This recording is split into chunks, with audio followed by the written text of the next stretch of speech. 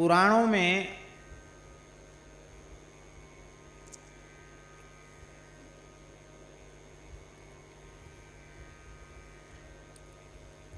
इतने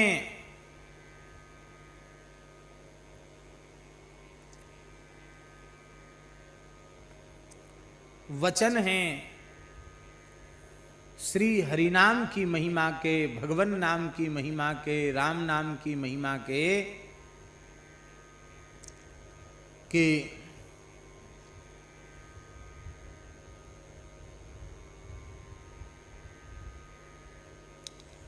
यदि सभी इतिहास, पुराण, धर्म ग्रंथ, स्मृति, संहिताएं, इनमें कहे गए, आगम निगम में कहे गए भगवन नाम की महिमा परक वाक्य, श्लोक, उनका संकलन किया जाए तो एक विशाल काय ग्रंथ तैयार हो सकता है। गीता प्रेस से तो एक अंक ही निकला, भगवन नाम महिमा अंक, बहुत सुंदर अंक है, पढ़ने योग्य है।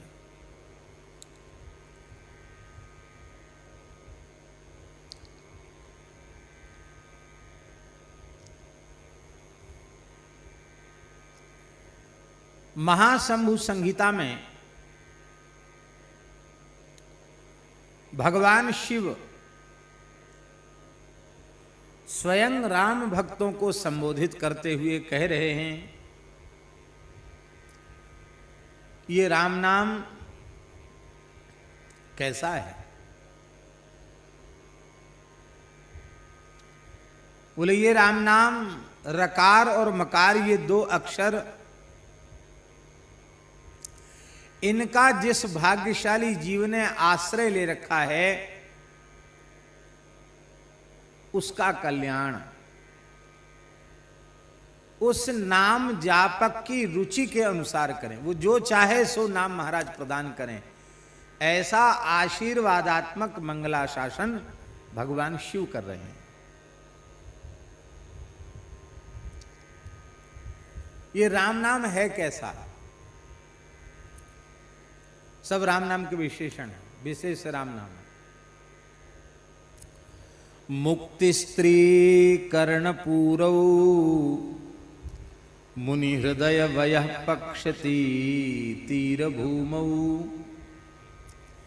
संसारा पार सिंधो कलि कलुषतम स्तोमसो मार्क बिंबो उन्मीलत पुण्य पुंज द्रुम ललित दले लोचने च श्रुतीनां कामं रामेति वर्णौ शमिः कलयतां संततम सज्जनानां।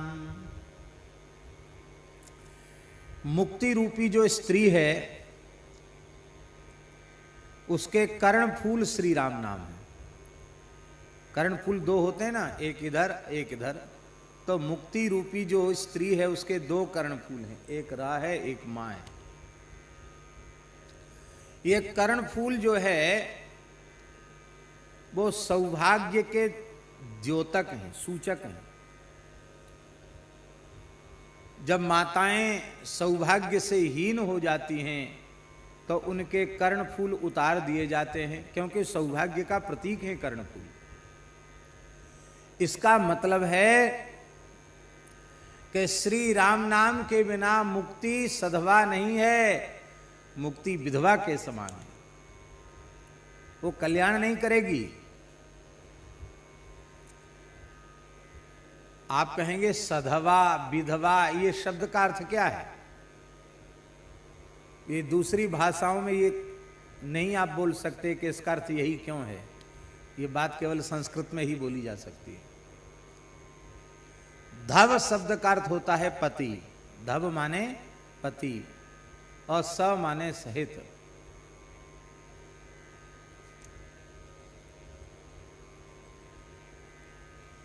धवेन सहिता, सधवा, पति के जो सहित है उसको सधवा कहेंगे। अब विधवा ये भी उपसर्ग है।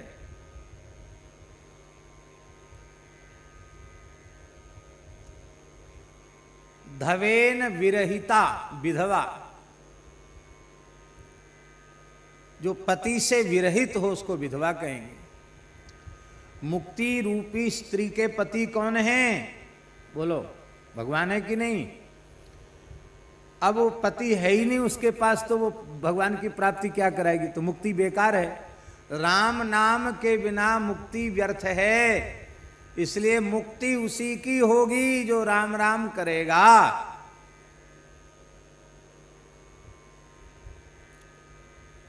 गोस्वामी जी ने कहा, बारी मथे घृत हो ये बरु, सिकता ते बरु तेल,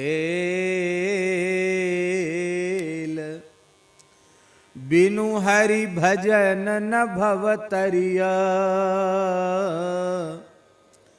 यह सिद्धांत अपे। तो मुक्ति रूपी स्त्री के कर्ण फूल हैं राम नाम। तो मुक्ति स्त्री कर्ण पूरव मुनि हृदय वय, पक्षती तीर भूमौ। ये राम नाम मुक्ति रूपी जो सौभाग्यवती स्त्री है उसके कर्ण फूल हैं।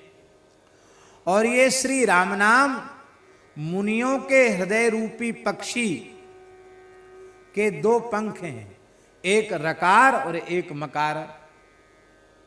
अच्छा एक बात बताओ, पक्षी बहुत सुंदर है, सुपुष्ट है, पूर्ण स्वस्थ है, कहीं कोई रोग नहीं है, पर दुर्भाग्य से उसके पंखे नहीं हैं, पंख नहीं है। तो बिना पंख का पक्षी क्या आकाश में उड़ान भर सकता है? आप बड़े से बड़े महात्मा हो, परमात्मा ही हो दुनिया की दृष्टि में, बड़े से बड़े हो आप, पंडित हो, विद्वान हो, वक्ता हो, महात्मा हो, महंत हो, संत हो, श्री महंत हो, जगत गुरु हो, जगत गुरु से भी बड़ा कोई होता हो सो हो, लेकिन यदि आपके अंतःकरण रूपी पक्षी को रकार और मकार रूपी दो पंखे प्राप्त नहीं हैं, तो चाहे जितने पुष्ट आपका ज्ञान भक्ति वैराग्य आप मानते रहें, पर रकार मकार रूपी दो पंख उस आपके पास नहीं है, तो आप परमात्मा की ओर उड़ान नहीं भर सकते। आपकी ऊर्ध्वगति, पक्षी उड़ता है तो ऊपर की ओर, आकाश की ओर उड़ता है, बिना राम नाम के आपकी ऊर्ध्वगति नहीं हो सकती है। इसलिए ऋषि मुनि महात्मा, उनका अंतःकरण तो पक्षी के समान है और उस पक्षी के पंख के समान रकार और मकार हैं। ये भगवान शिव कह रहे हैं।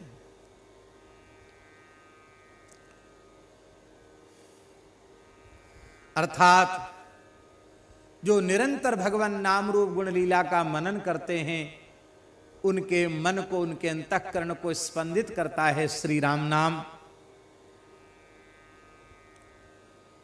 और ये राम नाम क्या है? संसारा पार सिंधो, ये अपार संसार सागर जो है ना, इस अपार संसार सागर के दो किनारे हैं। अपार संसार सागर के दो किनारे हैं, एक किनारा और एक वो किनारा, पल्ली पार वाला। आप लोग कहेंगे जब अपार ही है तो फिर किनारे कहां से आ गए? ये प्रश्न हो सकता है। अपार इस दृष्टि से कहा जाता है, एक बात हम आपसे पूछते हैं, 100 किलोमीटर तक आगे पानी पानी भरा है और उससे आगे भी भरा है पानी। मान लो 100 किलोमीटर ही समझ लो, 100 किलोमीटर तक जल ही जल भरा है और उसके बाद फिर किनारा है, तो आपको वह दूसरा किनारा 100 किलोमीटर बाद वाला किनारा दिखाई पड़ेगा आपको? क्योंकि आपकी नजर 10-20-25 किलोमीटर तक तो देख सकती है, मान लो बहुत अच्छी आंख हो तो 100 किलोमीटर तक आप देख लें, ये आपकी आंख में सामर्थ्य नहीं है। इस दृष्टि से कहा जाता है भैया अपार है, इसका कोई पारावार नहीं, आंख हमारी पार नहीं पा रही, समझ नहीं आ रहा पल्ली पार कहां है। ये तो हुई किसी नदी की बात। हम गंगा सागर जब पहली बार गए तो जहां से गंगा सागर के लिए मुड़ते हैं, वहां जहां से गंगा जी खाड़ी में समुद्र में मिली हैं, वहां से हमने देखा कम से कम 40-45 किलोमीटर का पाट है गंगा जी का। ये डायमंड हावड़ा के आगे जहां कहते हैं अंग्रेज सबसे पहले उसी पॉइंट पर आए थे, तो वहां भी हमने खुद खड़े होकर देखा तो गंगा जी का दूसरा तट नहीं दिखाई पड़ता है गंगा जी, क्योंकि आंख 40-45 किलोमीटर दूर तक का कैसे देखेगी। फिर भैया भवसागर तो अपार है, ये 100-200-1000 किलोमीटर भी नहीं, ये तो कोई इसकी सीमा नहीं, पर है पार जरूर। इसका एक तट है रकार और दूसरा तट है मकार, तो ये भव सागर के 2 तट हैं राम नाम, रा और मा। इसका अर्थ है रा का उच्चारण किया और मां का उच्चारण किया तो भव सागर पार उतर गए।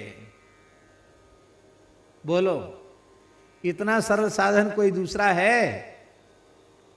इसी को गोस्वामी जी ने कहा, नाम लेत भव सिंधु सुखाही करहु विचार सुजन मन माही। नाम लेत भव सिंधु सुखाही, अर्थात जो राम नाम का उच्चारण करेंगे वे भवसागर से पार उतर जाएंगे।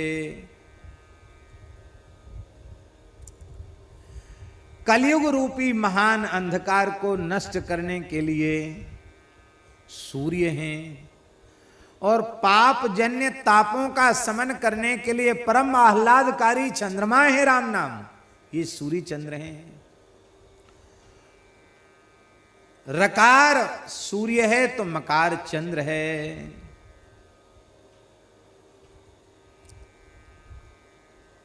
और क्या है? बोले पुण्य रूपी वृक्ष के सुंदर 2 दल हैं, एक दल है र और दूसरा दल है मा। अर्थात राम नाम के बिना पुण्य रूपी वृक्ष में पल्लवन नहीं होता, न वो पल्लवित होगा, न पुष्पित होगा, ना ही फलित होगा। आपका पुण्य तभी सफल सार्थक होगा जब आप श्री राम नाम का आश्रय लेंगे। और ये राम नाम क्या है? बोले उन्मीलत पुण्य पुंज द्रुम ललित दले लोचने च श्रुति नाम। ये वेद की ऋचाओं के 2 नेत्र हैं,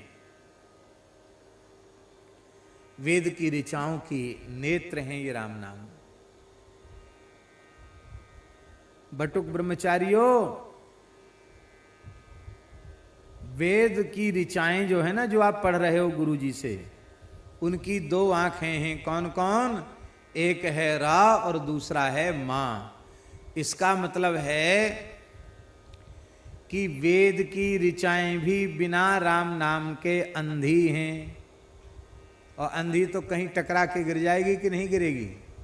नेत्र होना जरूरी है। इसका मतलब खूब वेद पढ़ लो, पढ़ना ही चाहिए, वेद भगवान का स्वरूप है। लेकिन अपनी पढ़ाई के अतिरिक्त समय में चलते फिरते उठते बैठते सोते खाते पीते जगते हर समय राम राम करने का अभ्यास करो। चलते चलते राम नाम चलता रहे, सोते सोते जगते जगते खाते पीते हर समय राम नाम का उच्चारण होता रहे। क्योंकि वेद रूपी ऋचाओं के नेत्र हैं रकार और मकार। अर्थात श्री राम नाम के सहारे ही वेद की ऋचाएं तत्व का दर्शन करती हैं। वेद को सब कुछ दिखाई पड़ता है। यदि राम नाम न हो तो वेद भगवान भी नाम के बिना अंधे हैं। इसलिए राम नाम रटो, ये भगवान शिव के कहने का आशय है। इसलिए राम नाम गति, राम नाम मति, राम नाम अनुरागी, वे गए हैं जे हो ही गए आगे, त्रिभुवन गनियत बड़ भागी। वे ही तीनों लोकों में भाग्यशाली कहलाने के योग्य हैं। भगवान श्री राम चिंतामणि स्वरूप हैं। चिंतन मात्र से अभीष्ट पदार्थ को देने वाले हैं। नाम और नामी में भेद नहीं है। नाम चिंतामणि रामश्चैतन्य पर विग्रह, पूर्णः शुद्धो नित्ययुक्तो न भेदो नाम नामिनः।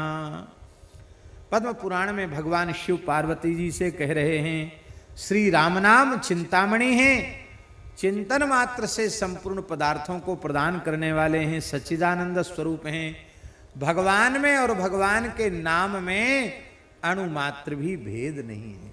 जो भगवान की महिमा है वही भगवान के पवित्र नाम की महिमा है।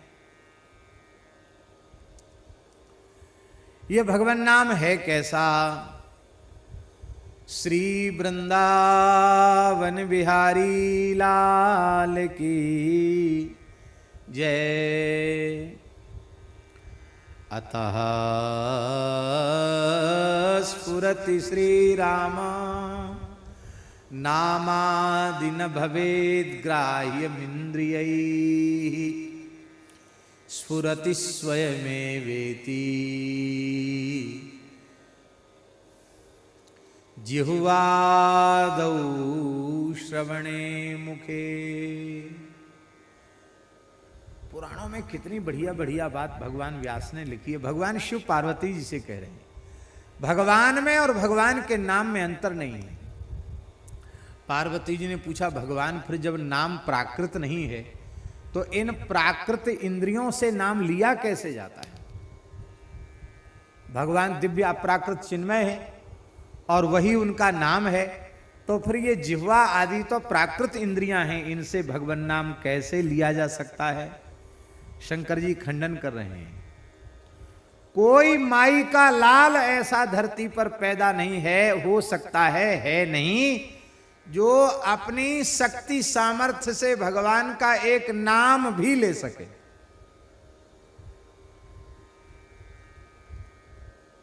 किसी की सामर्थ्य नहीं।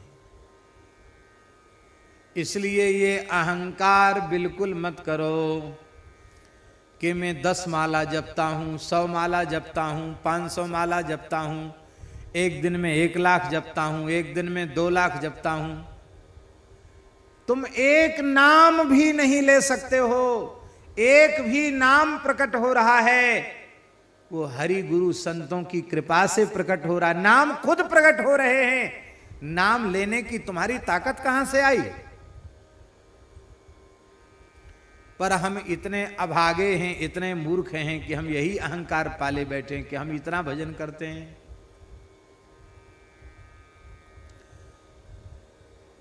इंद्रियों से ग्रहण करने का विषय नहीं है राम नाम, इंद्रियां उसे ले नहीं सकती हैं। स्फुरति स्वयमेवेति, ये तो स्वयं ही स्फुरत होता है। जिह्वा तालु कंठ आदि में स्वयं ही स्फुरित होता है। पर भैया होता तभी है जब संत सद्गुरु कृपा करते हैं।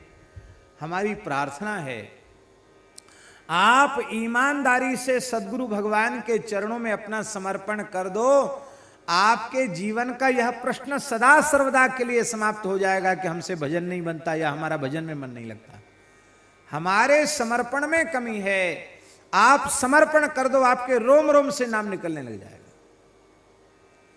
अर्जुन ने श्री कृष्ण को संपूर्ण समर्पण कर दिया। उसका परिणाम यह हुआ कि अर्जुन सो जाते थे और अर्जुन के रोम रोम से कृष्ण नाम का कीर्तन होता था। ऐसी कथा है पुराणों में।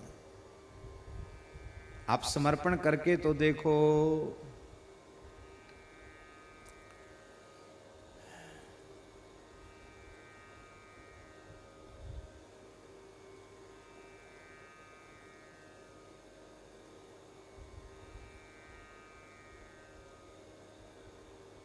अब एक प्रश्न हो सकता है, नास्तिकों की तरफ से बोल रहे हैं हम, जिनकी श्रद्धा हरि नाम में नहीं, उनकी ओर से बोल रहे हैं। अरे महाराज, क्या आप राम राम राम राम की महिमा गा रहे हो? राम नाम लेने से कल्याण हो जाता है। हम तो नहीं मानते। क्यों नहीं मानते भाई? बोले बोलो अग्नि अग्नि अग्नि अग्नि अग्नि अग्नि अग्नि अग्नि, मुंह में आग लगने लग जाए, मुंह में जलन होने लग जाए, तब समझो कि हाँ, नाम की भी कुछ महिमा होती है। कहो चीनी चीनी चीनी चीनी चीनी चीनी चीनी चीनी, अब मुंह में शक्कर सी घुलने लग जाए तो समझो कि हाँ भाई, नाम की महिमा होती है। अग्नि अग्नि कहने से मुंह जलता नहीं है, शक्कर शक्कर कहने से, चीनी चीनी कहने से मुंह मीठा नहीं होता है। तो राम राम लेने से कल्याण कैसे हो जाएगा? एक सज्जन ने हमको बताया अभी जल्दी ही, बोले महाराज जी, हम पहले नाम लेते थे तो ऐसी स्थिति हो गई थी कुछ समय पीछे कि हमारे मुंह में इतना स्वाद आता था, नाम लेते समय इतनी मिठास मुंह में आती थी, इतना रस घुलता था कि बोले कि शक्कर तो कोई मीठी नहीं उसके सामने, इतनी मिठास, बहुत ज्यादा मीठा। और ज्यादा मीठा खाओगे तो शुगर हो जाएगी, लेकिन राम नाम की मिठास आएगी तो शुगर नहीं, भवरोग ही खत्म हो जाएगा। मिठास आए तो सही।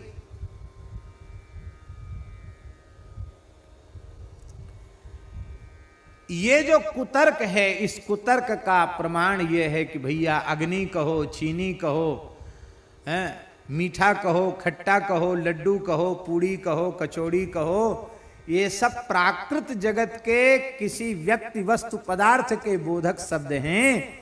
ये प्राकृत शब्द हैं, इसलिए प्राकृत शब्द होने से भले ही अग्नि अग्नि कहने से आग न लगे, चीनी चीनी कहने से मुंह मीठा न हो, किंतु राम राम कहने से तीनों काम हो जाएंगे। कौन कौन?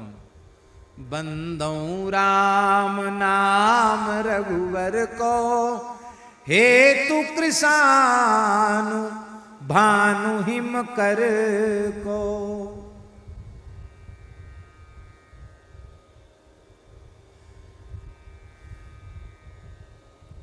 मलूकदास जी महाराज कह रहे हैं, राम नाम एक रति, पाप के कोटि पहाड़, ऐसी महिमा नाम की, जारी करे सब छार।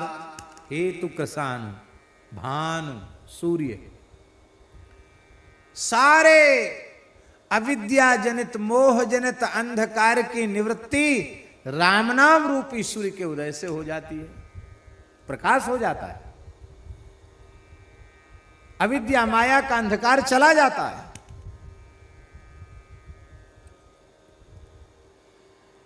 और जैसे चंद्रमा से चित्त को आह्लाद होता है चंद्रोदय का दर्शन करके, उससे भी करोड़ों करोड़ों गुना आह्लाद श्री राम नाम लेने वालों को हो जाता है। लेके तो देखो कितना आनंद होता है, कितना आह्लाद होता है। इसलिए भगवान शंकर ने पद्म पुराण में ही भगवती पार्वती से कहा है, देवी आज द्वादशी तिथि है, समय से पारण हो जाना चाहिए, और तुम माला लिए बैठी हो, जल्दी करो, पारण करो, समय निकल जाएगा। पार्वती जी ने कहा, महाराज आपने बहुत पाठ पूजा हमको बता दिया है, सवेरे से लग जाती हूँ, अभी हमारा विष्णु सहस्त्र नाम तो बाकी ही है, वो पूरा कर लूँ तब भोजन करूँगी, अपना नियम तो पूरा हो जाए।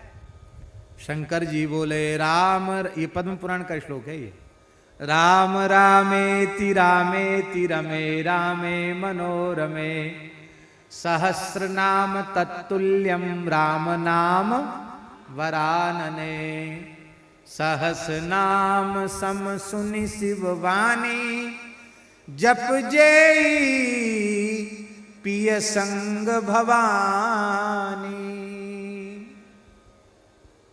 ये राम नाम की महिमा है। वहीं उसी प्रकरण में भगवान शिव ने पार्वती जी से कहा है, हे पार्वती जपत सर्व वेदांश्च सर्व मंत्रांश्च पार्वती तस्मात् कोटि गुणम पुण्यम राम नाम नैव लभ्यते।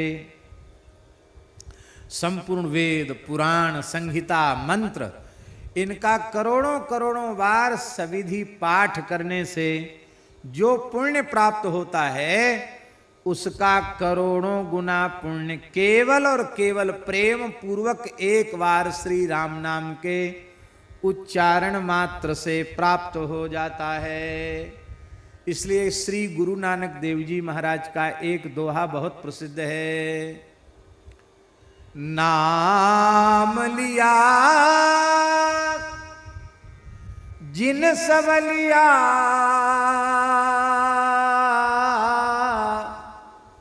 सकल शास्त्र का भेद, बिना नाम नर के गया पढ़ी पढ़ी चारों वेद। बिना नाम नर के गया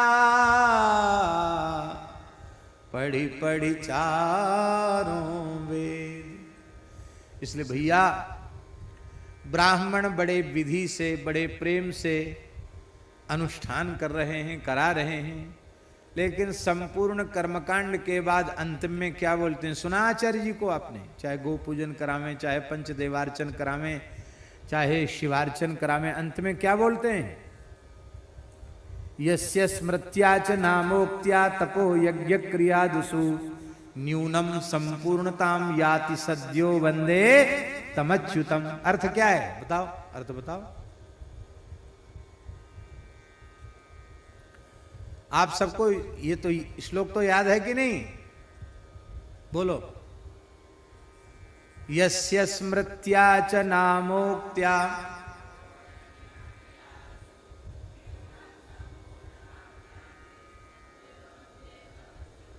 अब श्लोक सबको याद है लेकिन अर्थ याद नहीं है सबको ना।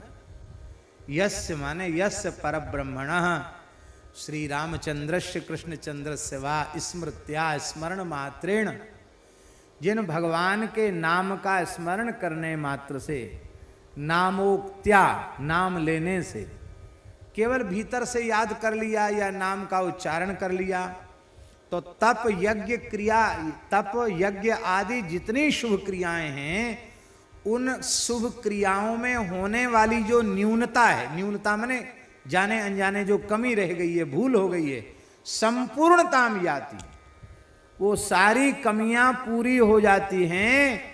ऐसे अच्युत भगवान के चरणों में हम प्रणाम करते हैं।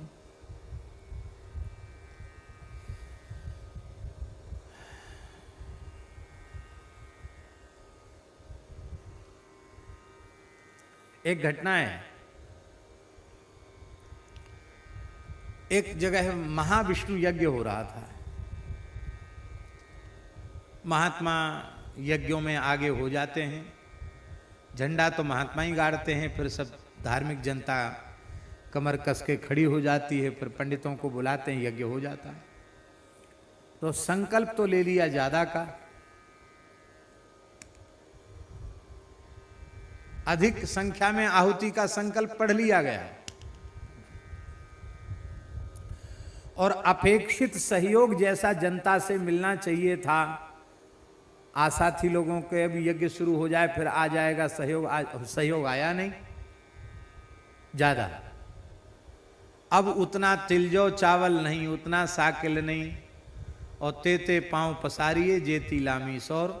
जब धन इकट्ठा नहीं हुआ तो ज्यादा ब्राह्मण बुला के पूरा कर लें तो उतने ब्राह्मण भी कम हो गए और संकल्प पढ़ लिया गया। अब क्या हो? बोले भाई देवताओं के सामने संकल्प बोल लिया गया है, इतनी हजार आहुति होनी है और वो इतनी लाख आहुति होनी है और वो तो हुई नहीं, अब क्या होगा? तो महाराज जी वहां महात्माओं ने निर्णय दिया कि कोई बात नहीं है, थोड़ा बहुत तो सामग्री साकिल है। बोले हाँ। बोले अब वो हजार हजार नाम मत लो, केवल राम जी का नाम, रामाय नमः स्वाहा 1000 आहुति हो गई, रामाय श्री रामाय नमः स्वाहा 2000 आहुति हो गई, रामाय नमः स्वाहा 3000 आहुति हो गई। इस तरह से सबने मिलकर थोड़े से साकल में ही लाखों की संख्या पूरी कर दी। तो ऐसा भी लोक में लोग ये विश्वास करते हुए देखे जाते हैं कि एक राम नाम से ही सब हो गया।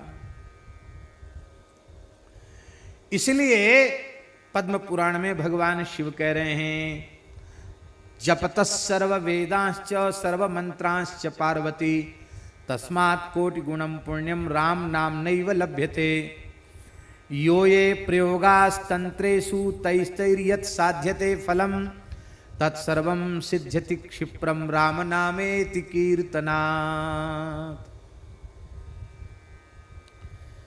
यद्यपि भगवान के भक्त ये जो तंत्र मंत्र मारण मोहन उच्चाटन आकर्षण वशीकरण स्तंभन उन्मादन उच्चाटन आदि प्रयोग न तो करते हैं, न करने में बहुत भरोसा करते हैं, न कभी किसी को करने की प्रेरणा देते हैं।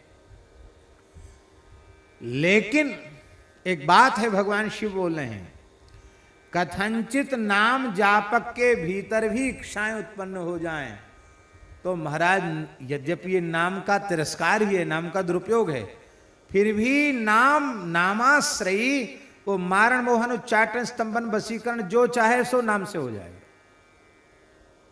यद्यपि ऐसा कभी भूल कर नहीं करना चाहिए, ना ऐसा करते हैं नाम जापक, लेकिन कथंचित कोई ऐसी वृत्ति मन में आ जाए तो ये सिद्धियां भी हो जाती हैं। लेकिन राम नाम की सिद्धि केवल और केवल इतनी ही है, शरीर संसार से पूर्ण वैराग्य बढ़ता चला जाए, भगवान के चरणों में निरंतर प्रेम बढ़ता चला जाए, यही राम नाम की सिद्धि है। भूत प्रेत पिशाचाश्च बेतालाश्चेटकादयः कूष्मांडा राक्षसा घोरा भैरवा ब्रह्म राक्षसा श्रीराम नाम ग्रहणात् पलायन्ते दिशो दश। भूत प्रेत पिशाच वेताल कूष्मांड आदि जितने घोर दुष्ट उपद्रव हैं, वे सबके सब राम नाम का ग्रहण करने मात्र से पलायन्ते दिशो दश, दशों दिशाओं में पलायन कर जाते हैं।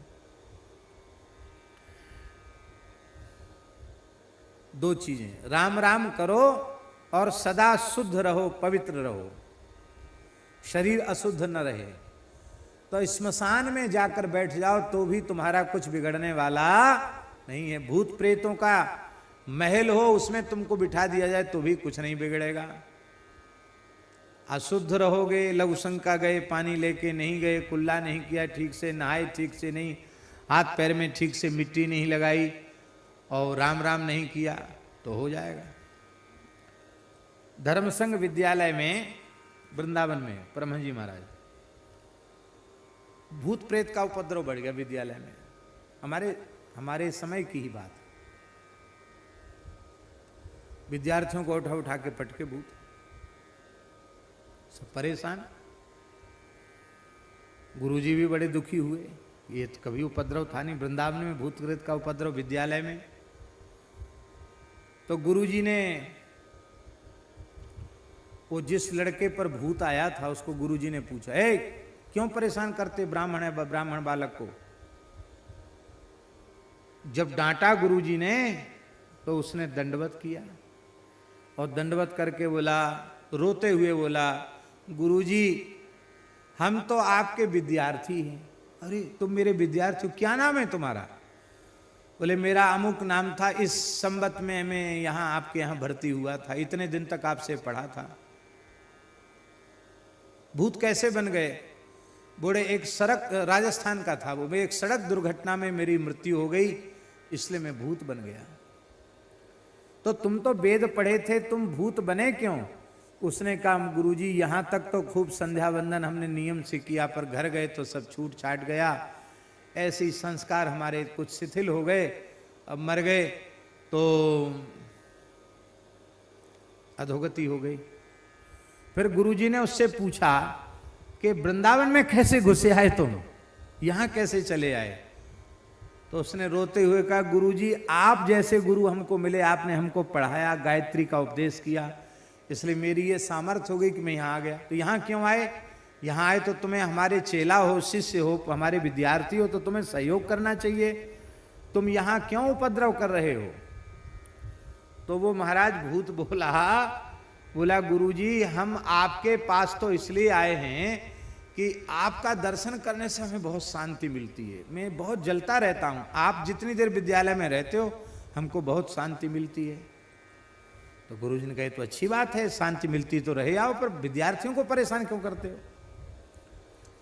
तो वो बोला गुरुजी हम किसी विद्यार्थी को परेशान नहीं करते, जो आपसे झूठ बोलता है, आप पूछते क्यों संध्या किया, कहते हाँ संध्या किया, वो संध्या ठीक से करता नहीं। आपने पूछा गायत्री जपा, गायत्री ठीक से जपता नहीं, उसी को हम उठा के पटक दे जो आपसे झूठ बोलता है, हम पटकेंगे उठा उठा के। आप इतना उपदेश करते हो संध्या गायत्री को, ये जपते नहीं है, शुद्ध नहीं रहते, डोल डाल जाते, ठीक से मिट्टी नहीं लगाते, तो हम उठा के पटकते हैं इनको। ठंड में ठीक से नहाते नहीं है, आप तो 5 बजे आ जाते हो स्नान ध्यान करके, और ये ऐसे मुंह चुपड़ के चले आते हैं पढ़ने के लिए वेद, ठीक से नहाते तक नहीं है। अब गुरुजी ने सब विद्यार्थियों बोले देखो तुम्हारे सामने की बात है। अब इतना डर गए विद्यार्थी, जिसको संध्या याद नहीं थी ना, कमजोर थी, वो पुस्तक से पढ़ पढ़ के बढ़िया से शुद्ध मंत्र बोल बोल के संध्या करे। फिर कई भूत इकट्ठे हो गए, कई हो गए, उसने तमाम लोगों को, इनका भी एक जमात होती है, तो कई थे, बोले तुम लोग कितने हो? बोले महाराज कल गुरुजी पहले हम अकेले आए थे, कई आ गए, क्यों क्या चाहते हो उद्धार हो जाए? तब गुरुजी ने भागवत जी का मूल पारायण करा, हम भी उस अनुष्ठान में गए थे, भागवत जी का मूल पारायण हुआ और उन भूत प्रेतों का उद्धार हो गया। लेकिन विद्यार्थियों को तो ये भय बैठ गया कि भले ही उद्धार हो गया पर अब कोई ना कोई भूत तो यहां रह गई, जो संध्या नहीं करेगा उसी को उठा के पटक देगा। समझ गए? इसका मतलब समझ गए कि ठीक से समझे कि नहीं समझे? इसका मतलब है ठीक से संध्योपासन करोगे, गायत्री जपोगे, खूब पवित्र रहोगे, तो किसी भूत प्रेत की हिम्मत नहीं जो तुमको देख सके, तुमको छू सके। और ये काम तो करना है, और चलते फिरते उठते बैठते सोते खाते पीते जगते हर समय राम नाम का उच्चारण करना है। ये 2 काम करोगे तो पाताल भूत लभ्योम चारण छद्मचारिणः न दृष्टुमपि शक्तास्ते रक्षितम राम नाम भी। राम नाम से जो सुरक्षित हैं इनको देखने में भी समर्थ नहीं है। पद्म पुराण में भगवान शिव पार्वती जी से कह रहे हैं प्राण प्रयाण समये राम नाम सकृत स्मरेत सभित्वा मंडलम भानो परम धामा विगच्छति। चाहे सूर्य उत्तरायण हो या दक्षिणायन, कोई भी मुहूर्त रहा आवे, मृत्यु के क्षण में जो एक बार राम नाम का उच्चारण कर लेता है वो सूर्यमंडल को भेद करके भगवान के नित्य धाम को प्राप्त होता है, इसमें संदेह नहीं है। राम नाम में कितने अक्षर हैं? आप लोग बता सकते हैं कितने अक्षर हैं राम नाम में? हैं कितने? 4 अक्षर हैं। एक र है, एक रा में आ है, और एक मां है, एक मां में आ है, और आ में 2 अक्षर हैं।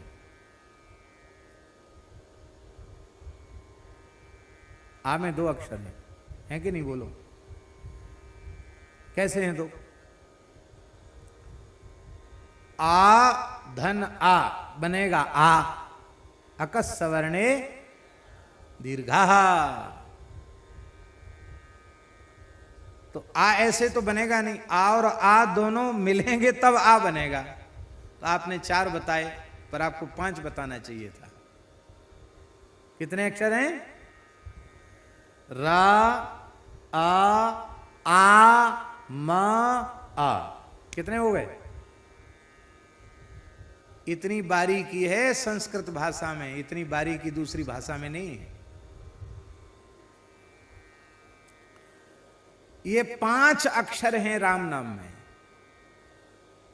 इस 5 अक्षर में 5 देवता विराजमान हैं। कौन कौन?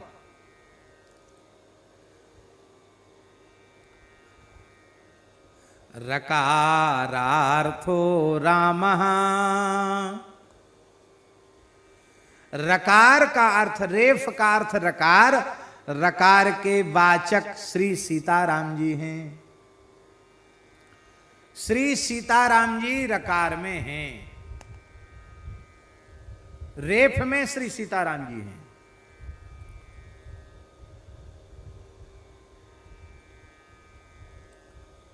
इसलिए केवल रकार और उसके ऊपर का एक बिंदु, इतने मात्र से श्री सीताराम जी का बोध हो जाता है। जिसको महापुरुषों ने ररंकार कहा है, उसी में श्री सीताराम जी विराजमान है। रोम रोम हर ठौर से भाई, ररंकार धुनि होए सदाई।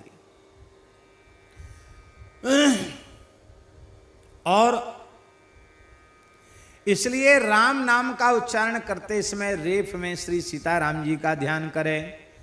रकार के उत्तर में जो अ है, छोटा अ, वो क्या है? अकारः वासुदेव स्यात्। उस अकार में भगवान वासुदेव, द्वारिकाधीश श्री कृष्ण वासुदेव तत्व, वासुदेव संकर्षण प्रद्युम्न अनिरुद्ध, ये जो चतुर्व्यूह है, इसमें वासुदेव तत्व जो है वो आकार में प्रतिष्ठित है। र में श्री सीताराम जी, ये 2 हैं पर 2 होकर भी एक हैं, क्योंकि गिरा अर्थ जल बीच सम कहियत भिन्न न भिन्न, बंदौ सीताराम पद जिन्हीं परम प्रिय खिन्न। इसलिए र माने श्री सीताराम जी, रा में अ माने वासुदेव, और फिर है आ। उसका अर्थ क्या है? एकाक्षरी कोश के अनुसार उसका अर्थ है आ माने ब्रह्मा, आ माने विष्णु वासुदेव, और आ माने ब्रह्मा। अब इसके बाद क्या है? मां। मां का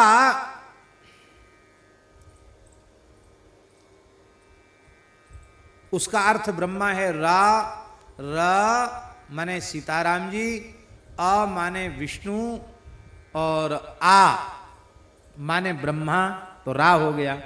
अब हुआ मां। तो मां माने महेश, मां माने महेश माने भगवान शिव, और मां में भी एक आ है। मां में आ है कि नहीं? वो आ कौन है? बोले आद्या प्रकृति, मूल प्रकृति, आद्या प्रकृति। कौन सी आद्या प्रकृति? जिसके लिए अहम ब्रह्मस्वरूपिणी मत्तः प्रकृति पुरुषात्मकम जगत शून्यंचा शून्यंचा। अथर्वशीर्ष में भगवती स्वयं अपने स्वरूप को वर्णन करती हैं।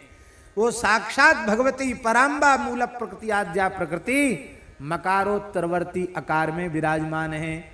इसलिए केवल एक राम नाम का प्रेम से जप करने से श्री सीताराम जी की प्राप्ति, ब्रह्मा विष्णु महेश की प्राप्ति, और भगवती पराम्बा जगदम्बा भगवती दुर्गा की प्रसन्नता की प्राप्ति। बोलो, इतना सरल कोई दूसरा साधन है क्या? समझ में आ जाए तो सब छोड़ के राम ही राम करे, फिर ज्यादा इधर उधर न करे, केवल राम राम करे। बोलो राम नाम महाराज की जय। भगवान शिव पार्वती जी से कह रहे हैं। पद्म पुराण के पाठ काल में हमने श्लोक जो कोई निकट था उसको सुनाए भी थे। बड़े सुंदर सुंदर श्लोक हैं।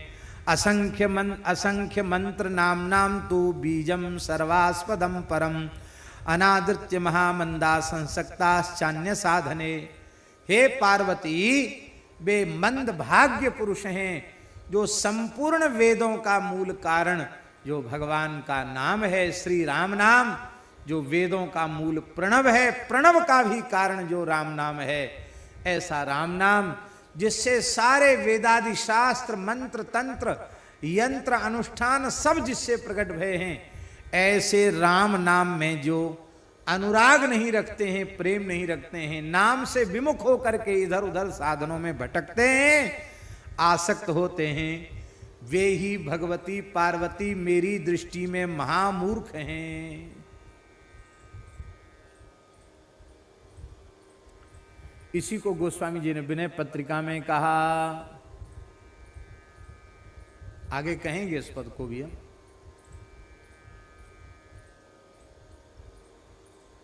गोस्वामी जी महाराज कहते हैं, तुलसी परोसो त्यागी मांगे कूर कौर रे। आगे क्या है पंक्ति? राम नाम छाड़ी जो भरोसो करे और रे, राम नाम छाड़ी जो भरोसो करे और रे, तुलसी परोसो त्यागी मांगे कूर कौर रे। आपको बड़ी जोर की भूख लगी है, हमने बढ़िया सोने चांदी के कटोरों में भर के बढ़िया सुंदर वेद लक्षणा भारतीय देसी गाय के दूध दही घृत आदि से बने हुए पवित्र व्यंजन भोग लगाकर परोस करके सामने रख दिए। 56 नहीं 56 से भी दुगने चौगने व्यंजन। आप यहां बैठे और कटोरी वहां तक धरी है जहां तक द्रोणाचार्य बैठे हैं, ऐसा समझ लो, इतनी लंबी दूर तक,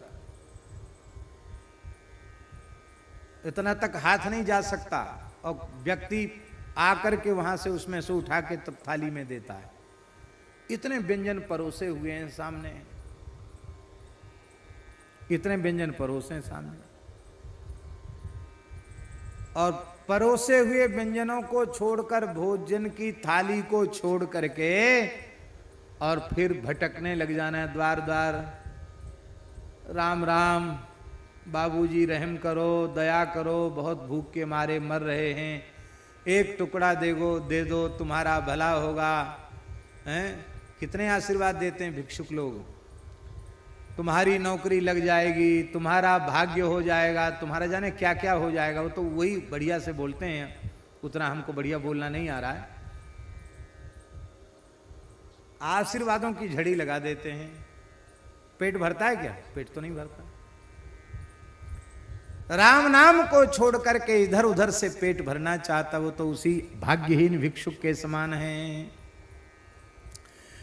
इसीलिए नाम और नामी का चिंतन, नाम जप करते समय नामार्थ का चिंतन जरूरी है। अब देखो राम नाम तो लेते ही हैं, लेकिन राम नाम लेने से श्री सीताराम जी, ब्रह्मा विष्णु महेश और भगवती पराम्बा आद्या शक्ति, इन सबकी प्रसन्नता प्राप्त हो जाती है। अब इतनी बात पता चलने के बाद और प्रेम हो जाएगा कि नहीं हो जाएगा?